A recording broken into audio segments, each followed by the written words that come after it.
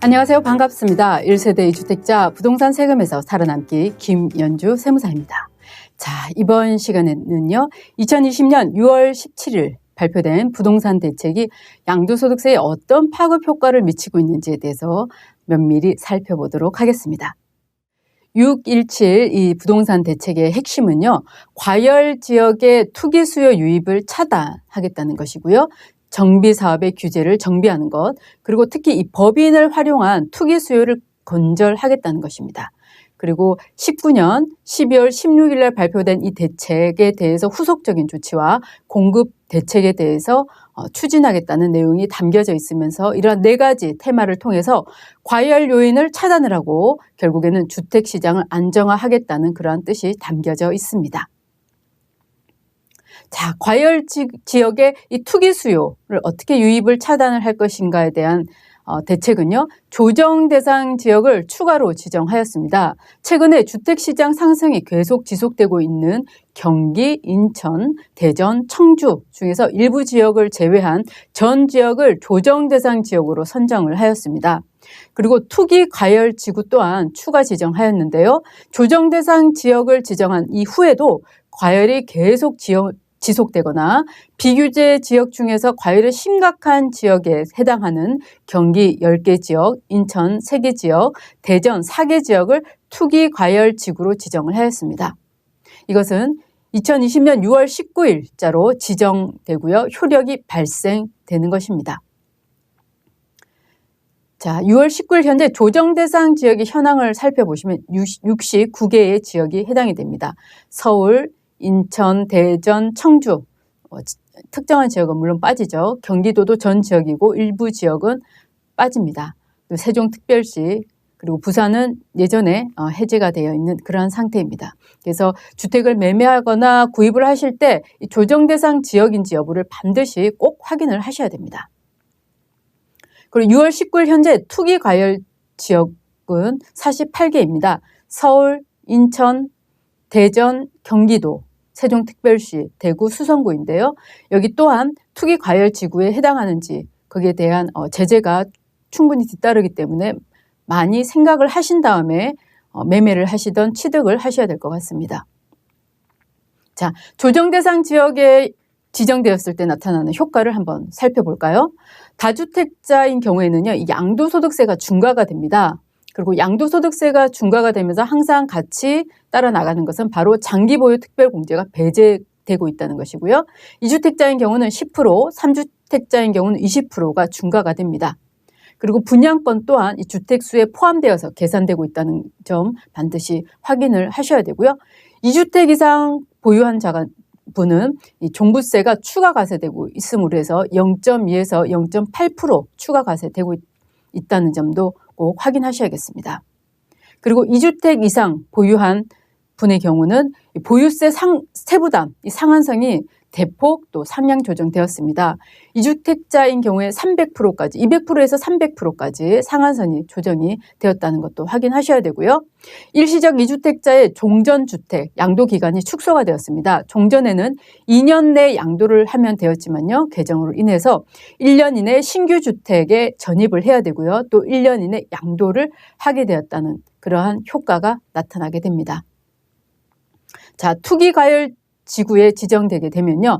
재건축 조합원, 지위 양도 이런 양도권이 제한이 됩니다. 조합 설립 인가부터 소유권 이전 등기일까지 제한이 되고요. 재개발 조합원 분양권 전매 또한 제한을 받게 되는데요. 관리처분 계획 인가 그리고 소유권 이전 등기일까지 제한을 받습니다.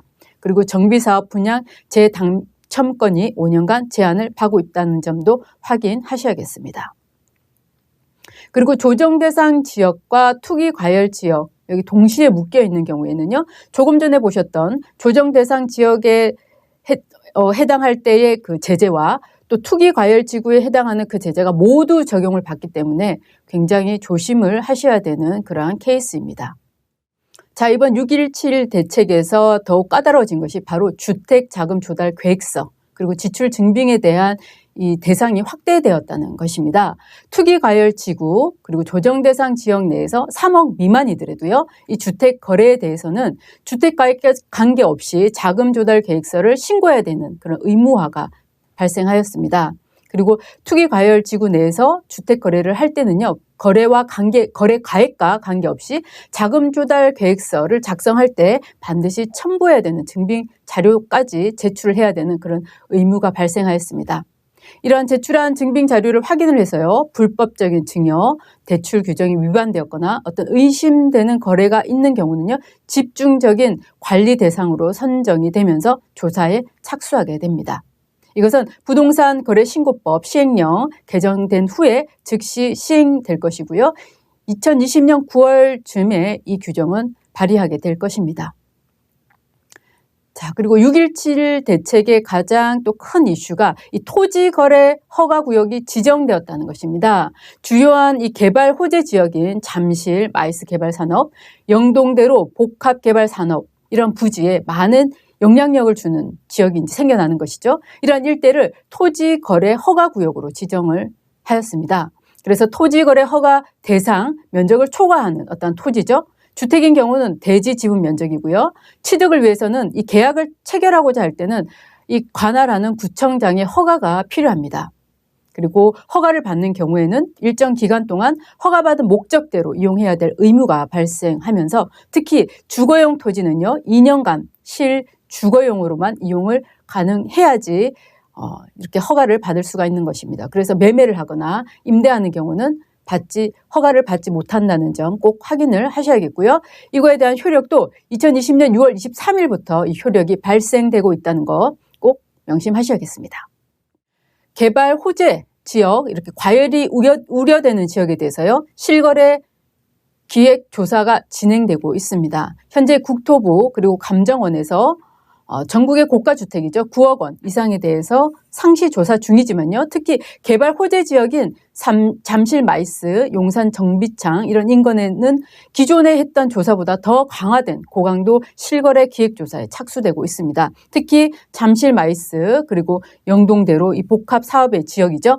송파구 잠실, 강남구 삼성동, 대치동, 청담동 고강도 기획조사가 실시될 예정입니다. 그래서 이러한 기획조사를 통해서 편법 증여 그리고 대출 위반, 실거래 허위 신고 등에 대해서는요, 굉장히 엄격하게 관리가 되면서 금융위라든지 국세청에 이 자료가 파생되어서 통보되고 있다는 것도 꼭 확인하셔야겠습니다. 그리고 이 법인을 활용해서 그동안 많은 절세를 보아왔습니다. 그래서 이번 대책을 통해서요, 법인을 활용한 투기 수요를 근절을 하겠다는 것입니다. 법인이 보유한 주택에 대해서요, 종부세율을 굉장히 많이 인상을 시켰습니다. 종전에는 법인이 보유했던 주택수에 따라서 0.6%에서 4%의 단계별 종부세가 과세되었지만요. 2021년부터는 종부세 부과분이 3% 내지는 4%의 단일 비례세율로 과세가 될 예정입니다. 하지만 법인이 보유하는 업무와 관련된 이런 사원용 주택, 기숙사에 대해서는 비과세가 유지되고 있다는 점도 확인하셔야겠습니다. 그리고 법인이 보유했던 주택에 대해서요, 그동안 이 종부세 6억 원 공제가 있었습니다. 하지만 이번 6.17을 통해서 6억 원에 대한 공제가 폐지가 되고요, 종부세 상한 선까지 폐지가 되었습니다.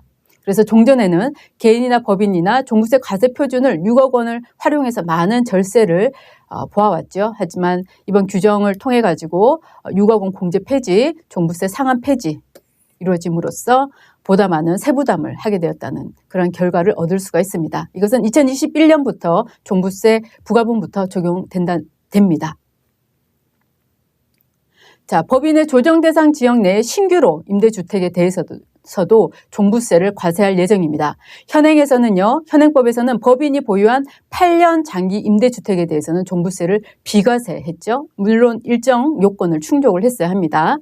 하지만 2020년 6월 18일 이후에 이 조정 대상 지역에 8년 장기 임대 등록을 하는 주택에 대해서도요, 종부세가 과세되고 있다는 것을 이제 생각하셔야 될 때입니다.